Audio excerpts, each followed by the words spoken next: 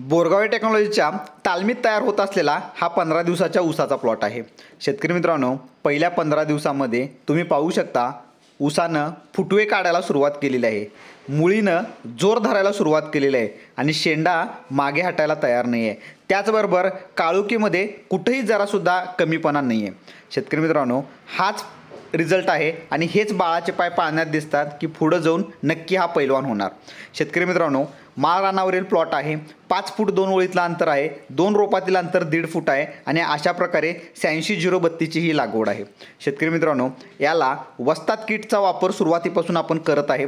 जसे की तुम्हाला माहिती आहे, MS जर्नल पॅटर्न प्रमाणे वस्ताद किट जे की भारतातील पहिलं हार्मोन्सयुक्त किट आहे, ज्यामध्ये 3 फवारणी, 2 आळवणी आणि 1 सपोर्ट डोस आपण देतो। त्यातीलच पहिल्या 2 आळवणी आपण केलेल्या आहेत।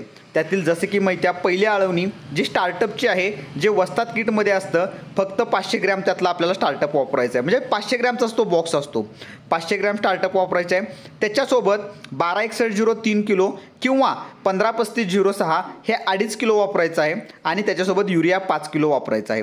शेतकरी मित्रांनो, शक्य असल्यास वापरा, नाहीतर फक्त स्टार्टअपची आळवणी घातला तरी खूप चांगल्या प्रकारे काम करत असतं। पहिल्या आळवणीमुळं मुळी चांगली होतात, फुटवा यायला सुरुवात होते आणि सर्वात महत्त्वाचं की बाबा झाड स्टेबल करायचं काम करतं। दुसरी आळवणी ह्याच किटमधलं केनेक्स मिळतं आपल्याला, ते 500 ग्रॅम घ्यायचं आहे। त्याच्यासोबत 126103 किलो किंवा 153506 2.5 किलो युरिया 5 किलो वापरायचा आहे। शेतकरी मित्रांनो, बाकीचे इतर वापरला नाही तरी चालू शकतं, पण केनेक्स वापरणं खूप गरजेचं आहे।